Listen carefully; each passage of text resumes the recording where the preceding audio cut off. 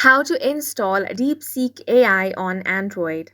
Hi guys, welcome to our channel. Let's begin. If you want to install DeepSeek AI on Android, launch open Play Store on your device.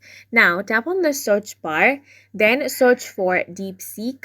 Out of these search results, this is the application you are looking for. Now go ahead and tap on the install button. While it is being installed, if you want to know more about this application, scroll down and tap on About this app option. Here you can find all the details about DeepSeek AI Assistant. Scroll down to get app info and also compatibility for your active devices. Now, depending on the speed of your internet, it will take some time for the application to be downloaded. Once it completes downloading, it will be automatically installed on your device.